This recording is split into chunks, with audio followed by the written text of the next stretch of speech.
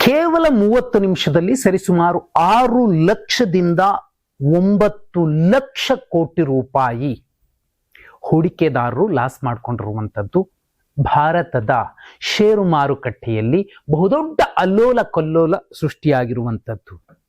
ಪದೇ ಪದೇ ಆತ್ಮನಿರ್ಭರ ಭಾರತ ಅಂತ ಮೋದಿಯವರು ಮತ್ತು ಬಿಜೆಪಿಯ ಬಹುಪಾಲು ನಾಯಕರು ಹೇಳ್ತಾ ಬರ್ತಿದ್ದಾರೆ. ಆತ್ಮನಿರ್ಭರ ಅಂದ್ರೇನು? ಅಥವಾ ಭಾರತ ವಿಶ್ವಗುರು, ಮೋದಿಯವರು ವಿಶ್ವಗುರು ಅನ್ನುವಂತಹ ಮಾತುಗಳ ಹೂರಣ ಮತ್ತು ಒಳಗಿರುವಂತಹ ಭಂಡಾರ ಏನು ಅನ್ನೋದನ್ನ ಅರ್ಥ ಮಾಡ್ಕೋಬೇಕಿದೆ. ಕಾರಣ ಇಷ್ಟೇ, ಭಾರತ ರೂಪಾಯಿಯ ಬೆಲೆ ಎಲ್ಲಿಗೆ ಬಂದು ನಿಂತಿದೆ ಅದ್ರ ಬಗ್ಗೆ ನಾವು ಮಾತಾಡೋದು ಬೇಡ. ಬಜೆಟ್ನ ಸಂದರ್ಭದಲ್ಲಿ ಒಂದು ಭಾರತ, ವಿಶ್ವಗುರು ಭಾರತ, ಆತ್ಮನಿರ್ಭರ ಭಾರತ ತನ್ನ ಷೇರು ಮಾರುಕಟ್ಟೆಯಲ್ಲಿ ಇಷ್ಟು ದೊಡ್ಡ ಅಲ್ಲೋಲ ಕಲ್ಲೋಲಕ್ಕೆ ಈ ಸರ್ಕಾರ, ಈ ಬಜೆಟ್ ತೆಗೆದುಕೊಳ್ಳುವ ಒಂದು ಸಣ್ಣ ನಿರ್ಧಾರವೂ ಕೂಡ ಎಷ್ಟು ಮುಖ್ಯ ಆಗಿರುತ್ತೆ ಅನ್ನೋದು ಒಂದಾದ್ರೆ, ಭಾರತವನ್ನೂ ಸೇರಿದಂತೆ ಎಲ್ಲ ದೇಶಗಳನ್ನ ಈ ಮೂಲಕ ವಿಶ್ವಗುರುವಾಗಿ ಆಟ ಆಡಿಸ್ತಿರುವಂಥದ್ದು ಯಾರು ಅನ್ನೋದು ಗೊತ್ತಾಗ್ಬೇಕು ಅಂದ್ರೆ, ಚಿನ್ನ ಬೆಳ್ಳಿಯ ದರಗಳು ಎಲ್ಲಿಗೆ ಬಂದು ನಿಲ್ತವೆ, ಎಲ್ಲಿಗೆಲ್ಲ ಹೋಗಿತ್ತು, ಏನಾಗತ್ತೆ ಅನ್ನೋದನ್ನ ನಾವು ಅರ್ಥ ಮಾಡ್ಕೋಬೇಕಾಗುತ್ತೆ. ಅಸಹಜ ಬೆಳವಣಿಗೆ ಆಗಿತ್ತು ಚಿನ್ನ ಬೆಳ್ಳಿಯ ದರ, ಎರ್ರ ಬಿರ್ರಿ ಹೋಗ್ತಿತ್ತು. ಯಾಕೋಯ್ತು? 2026 ಜನವರಿಲೇನೆ ಒಂದೇ ತಿಂಗಳಲ್ಲಿ ಸುಮಾರು 56% ಬೆಳ್ಳಿಯ ದರ ಹೆಚ್ಚಾಗತ್ತೆ, ಸುಮಾರು 20% ಚಿನ್ನದ ದರ ಹೆಚ್ಚಾಗತ್ತೆ. ಆರ್ಥಿಕ ವಿಶ್ಲೇಷಕರು ಕೂಡ ನಿಬ್ಬೆರಗಾಗಿ ನೋಡಿದ್ರು ಏನಾಗ್ತಿದೆ ಅಂತ. ಇದಕ್ಕೆ ಬ್ರೇಕ್ ಬಿದ್ದೇ ಬೀಳುತ್ತೆ, ದೊಡ್ಡದೊಂದು ಕರೆಕ್ಷನ್ ತಗೊಳ್ಳುತ್ತೆ ಅನ್ನೋದು ಗೊತ್ತಾದ ಕೂಡಲೇ ಈಗ ಚಿನ್ನದ ಬೆಲೆ 2 ದಿನಗಳಲ್ಲಿ ದೊಡ್ಡ ಮಟ್ಟದಲ್ಲಿ ವ್ಯತ್ಯಾಸ ಆಗ್ತಿದೆ. ಈ ವ್ಯತ್ಯಾಸ, ಕರೆಕ್ಷನ್ ರೇಟ್ ಕೊನೆ ಪಕ್ಷ 12,000ಕ್ಕೆ ಪ್ರತಿ ಗ್ರಾಮ್ಗೆ ಬಂದು ನಿಲ್ಲಬಹುದಾ ಅನ್ನುವಂತಹ ಅಂದಾಜು ಕೂಡ ಈಗ ವ್ಯಕ್ತವಾಗ್ತಿರುವಂಥದ್ದು ಮತ್ತು ಚರ್ಚೆ ಆಗ್ತಿರುವಂಥದ್ದು. ಇದಕ್ಕೆಲ್ಲ ಕಾರಣ ಏನು? ವಿಶ್ವಗುರು, ನಿಜವಾದ ವಿಶ್ವಗುರು ಯಾರಿದ್ದಾರೆ ಇವತ್ತು? ನಮ್ಮ ದೇಶ ಆತ್ಮನಿರ್ಭರವಾಗಿ ಎಷ್ಟರ ಮಟ್ಟಿಗೆ ಇದೆ ಅನ್ನೋದು ಕೂಡ ಈ ಚಿನ್ನದ ಬೆಲೆಯ ನಿಗದಿಯ ಆಧಾರದಲ್ಲಿ ಗೊತ್ತಾಗತ್ತೆ. ಚಿನ್ನದ ಬೆಲೆಯನ್ನು ಹೆಚ್ಚಿಸುವ ಅಥವಾ ತಗ್ಗಿಸುವ ಶಕ್ತಿ, ತಾಕತ್ತು ಮೋದಿಯವರ ಸರ್ಕಾರಕ್ಕಲ್ಲ. ಮೋದಿಯವರ ಜಾಗದಲ್ಲಿ ಯಾರು ಬಂದ್ರು ಆಗೋದಿಲ್ಲ. ಒಂದು ಆಮದು ಸುಂಕದ ಮೇಲೆ ವ್ಯತ್ಯಾಸಗಳನ್ನ ಮಾಡಬಹುದೇ ವಿನಃ ನಮ್ಮ ಬಳಿ ಇರೋ ಗೋಲ್ಡ್ ನಮ್ದೇ ಅಷ್ಟೇ. ಆದರೆ ಜಾಗತಿಕ ಮಟ್ಟದಲ್ಲಿ ಅದರ ಬೆಲೆಯ ಹೆಚ್ಚಳ ಅಥವಾ ತಗ್ಗಿಸುವಂತಹ ಲೆಕ್ಕಾಚಾರಗಳು ಇವರ ವ್ಯಾಪ್ತಿಗೆ ಬರೋದಿಲ್ಲ. ಇದು ಬಹುಮುಖ್ಯ ವಿಚಾರ. ಆದ್ರೆ ಇಲ್ಲಿ ಕಾರಣಗಳೇನು?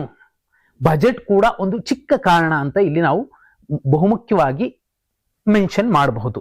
ಒಂದು, ದೊಡ್ಡ ಮಟ್ಟಕ್ಕೆ ಈ ಚಿನ್ನದ ಬೆಲೆ, ಬೆಳ್ಳಿಯ ಬೆಲೆ ಏರಿಕೆ ಕಂಡಾಗ ಯಾರೆಲ್ಲ ಹೂಡಿಕೆದಾರರಿದ್ರು, ಕಾರಣ ಏನು? ಚಿನ್ನ ಏಕಾಏಕಿ ಡೌನ್ಫಾಲ್ ಆಗ್ಲಿಕ್ಕೆ ಅನ್ನೋದಕ್ಕೆ ಪ್ರಾಫಿಟ್ ಬುಕ್ ಮಾಡ್ಕೋತಾರೆ. ಅಂದ್ರೆ ಕೊಂಡ್ಕೊಂಡ್ಬಂದು ಮನೇಲಿ ಇಟ್ಕೊಳ್ಳೋರಲ್ಲ.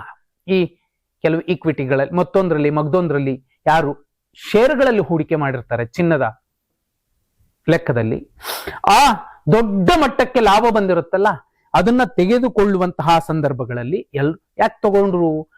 ಒಂದೇ ವಾರದಲ್ಲಿ ಡಾಲರ್ ಪದೇ ಪದೇ ಬೀಳ್ತಾ ಬಂದಿತ್ತು. ಶುಕ್ರವಾರ ಮಾತ್ರ 0.4% ಹೆಚ್ಚಾಗತ್ತೆ.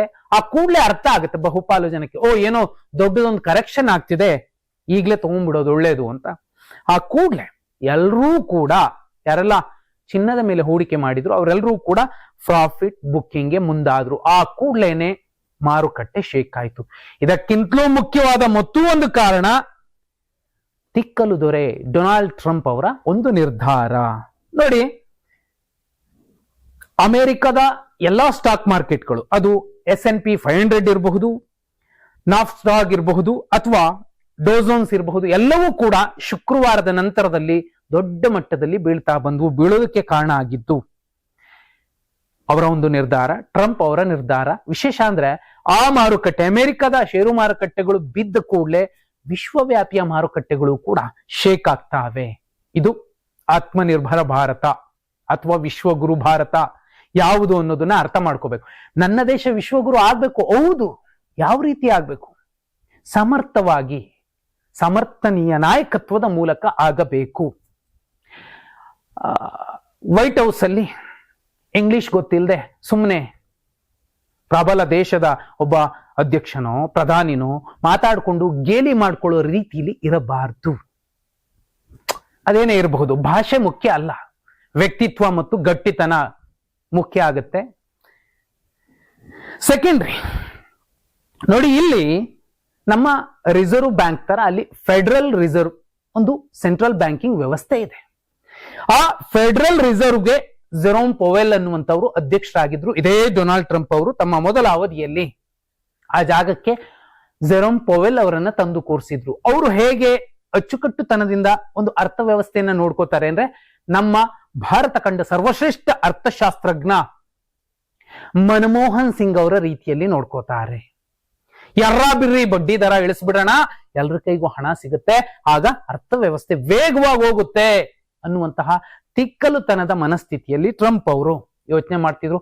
ನನ್ನ ಮೂಲಕ ನಾನೊಬ್ಬ ಸರ್ವಾಧಿಕಾರಿ ಅನ್ಕೊಳ್ಳಿ, ನನ್ನ ಮೂಲಕ ಎಲ್ಲವೂ ಇರಬೇಕು ಅನ್ನುವ ಮನಸ್ಥಿತಿಯಲ್ಲಿ ಫೆಡರಲ್ ರಿಸರ್ವ್ ಅನ್ನು ಕೂಡ ತನ್ನ ಕಪಿಮುಷ್ಟಿಯಲ್ಲಿ ಇಟ್ಕೊಂಡು ತಾಳಕ್ಕೆ ತಕ್ಕಂತೆ ಕುಣಿಸುವಂತಹ ಪ್ರಯತ್ನಗಳನ್ನ ಮಾಡೋಕೆ ಮುಂದಾದ್ರು. ಆ ಕಾರಣಕ್ಕೋಸ್ಕರನೇ ಪೊವೆಲ್ ಅವರ ಮೇಲೆ ಒಂದು ಗಂಭೀರ ಆರೋಪವನ್ನು ಹಾಕಿ, ಯಾವುದೋ ಒಂದು ಬಿಲ್ಡಿಂಗ್ ರೆನೋವೇಷನ್ ಏನೋ ಒಂದು ನಡೆಯುತ್ತೆ, ಅಲ್ಲಿ ಅವ್ಯವಹಾರ ಆಗಿದೆ ಅಂತ ಅವ್ರ ಮೇಲೆ ಕ್ರಿಮಿನಲ್ ತನಿಖೆಯನ್ನ ಆದೇಶ ಹೊರಡಿಸಿರುವಂತಹ ಸಂದರ್ಭದಲ್ಲಿ ಆ ಜಾಗಕ್ಕೆ ಕೆವಿನ್ ವಾರ್ಷ್ ಅನ್ನುವಂತಹ ಮತ್ತೊಬ್ಬರನ್ನ ತಂದು ಕೂರಿಸಿ ನಾಮನಿರ್ದೇಶನ ಮಾಡಿರುವಂತದ್ದು. ಮೇ ತಿಂಗಳಿಗೆ ಪೊವೆಲ್ ಅವರ ಅವಧಿ ಮುಗಿಯುತ್ತೆ, ಆ ಜಾಗಕ್ಕೆ ಇವ್ರು ಬಂದು ಕೂತ್ಕೋತಾರೆ. ಈ ವಾರ್ಷ್ ಬಂದ್ರೆ, ಕೆವಿನ್ ಡಬ್ಲ್ಯೂ ಬಂದ್ರೆ ಬಹುದೊಡ್ಡ ಕರೆಕ್ಷನ್ ಮಾಡ್ತಾರೆ, ಬಡ್ಡಿ ದರ ಇಳಿಸ್ತಾರೆ ಅನ್ನುವಂತಹ ದೊಡ್ಡದೊಂದು ಹುಳು ತಲೆಯಲ್ಲಿ ಕೂತಂತಹ ಸಂದರ್ಭದಲ್ಲೇ ಈ ದೊಡ್ಡ ಮಟ್ಟದ ಕರೆಕ್ಷನ್ ಆಗ್ತಿರುವಂತದ್ದು. ನೋಡಿ, ಅಲ್ಲಿ 3.5% ಇಂದ 3.75% ಬಡ್ಡಿ ದರ ಇದೆ. ಅದನ್ನು 1% ಇಳಿಸ್ಬಿಡಿ 2.5% ಇಂದ 2.75% ಮಾತ್ರ ತಂದು ನಿಲ್ಲಿಸ್ಬಿಟ್ರೆ, ಯಾಕಂದ್ರೆ ನಾನು ಮಾತು ಕೊಟ್ಟಿದ್ದೀನಿ ಹಾಗೆ ಆಗ್ಬೇಕು, ನೀವು ಇಳಿಸ್ಲೇಬೇಕು ಅಂತ ಟ್ರಂಪ್ ಅವರು ವಾದ ಆಗಿರುತ್ತೆ. ಅಂತಹ ಸಂದರ್ಭದಲ್ಲಿ ಒಂದು ವೇಳೆ ಏಕಾಏಕಿ ಇಳಿಸ್ಬಿಟ್ರೆ, ಹೌದು ಜನರ ಕೈಗೆ ದುಡ್ಡು ಸಿಗತ್ತೆ, ಒಂದು ಹಣದ ವಹಿವಾಟು ಚೆನ್ನಾಗಿ ನಡೆಯುತ್ತೆ, ಆದ್ರೆ ಹಣದುಬ್ಬರ ಹೆಚ್ಚಾಗತ್ತೆ. ಹಾಗೆ ಹಣದುಬ್ಬರ ಹೆಚ್ಚಾಗದಂತೆ ಬಡ್ಡಿಯ ದರಗಳನ್ನ ಕಾಲಕ್ಕೆ ತಕ್ಕಂತೆ ನಿಗಾ ವಹಿಸಿ ಟೈಟ್ ಮಾಡದೆ ಹೋದ್ರೆ ಏನಾಗಬಹುದು, ಮಾರ್ಕೆಟ್ಗಳ ಸ್ಥಿತಿ ಏನಾಗ್ತಿದೆ, ಇದನ್ನೇ ಪೊವೆಲ್ ಅವರು ಹೇಳ್ತಾನೆ ಬಂದಿದ್ದಾರೆ. ಅಲ್ಲೂ ಕೂಡ ಸುಲಭಕ್ಕೆ ಕೆವಿನ್ ಡಬ್ಲ್ಯೂ ಅವರನ್ನ ತಂದು ಕೂರಿಸುವಂತದ್ದು ಕೂಡ ಕಷ್ಟ ಆಗಬಹುದು. ಆದಾಗ್ಯೂ ಕೂಡ ಅವರೊಂದು ಪ್ರಯತ್ನವನ್ನ ಮಾಡ್ತಿರುವಂತದ್ದು.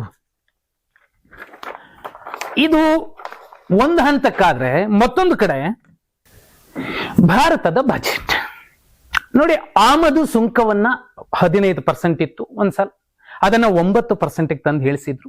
ಯಾಕೆ ಅಂದ್ರೆ ಚಿನ್ನವನ್ನ ಸ್ಮಗಲ್ ಮಾಡ್ತಾರೆ, ಅದರಿಂದ ಕೂಡ ದೇಶಕ್ಕೆ ಲಾಸ್ ಆಗತ್ತೆ, ದೇಶದ ಅರ್ಥವ್ಯವಸ್ಥೆಗೆ ನಷ್ಟ ಆಗತ್ತೆ ಅಂತ 9%ಗೆ ತಂದಿದ್ರು. ಆ 9% ಅನ್ನ 6%ಗೋ ಇನ್ನೂ ಕಡಿಮೆಗೋ ತರಬಹುದು ಅನ್ನೋ ದೊಡ್ಡ ನಿರೀಕ್ಷೆ ಕೂಡ ಬಹುಪಾಲು ಜನರಲ್ಲಿ, ಹೂಡಿಕೆದಾರರಲ್ಲೂ ಕೂಡ ಇತ್ತು.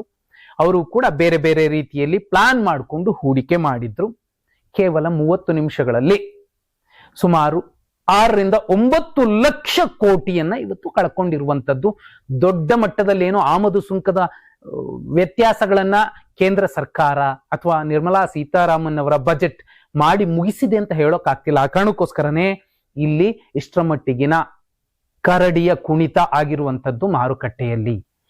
ಹೀಗೆ ಮುಂದುವರೆದ್ರೆ ನಾಳೆ ಕೆವಿನ್ ಡಬ್ಲ್ಯೂ ಬರ್ತಾರೆ, ಬಂದಾದ್ಮೇಲೆ ಏನಾಗುತ್ತೆ, ಯಾಕಂದ್ರೆ ಇವತ್ತು ಚಿನ್ನದ ವ್ಯತ್ಯಾಸಗಳಿಗೆ ಮೂಲ ಕಾರಣ ಅಂತ ಜಾಗತಿಕ ಮಟ್ಟದಲ್ಲೇ ಹುಡುಕ್ಬಿಟ್ರೆ, ಓವರ್ ಆಲ್ ಆಗಿ ಹುಡುಕಿದ್ರೆ ಅದು ಟ್ರಂಪ್ ಮತ್ತು ಕೆವಿನ್ ಡಬ್ಲ್ಯೂನೇ ಮೂಲ ಕಾರಣ ಆಗಿರ್ತಾರೆ.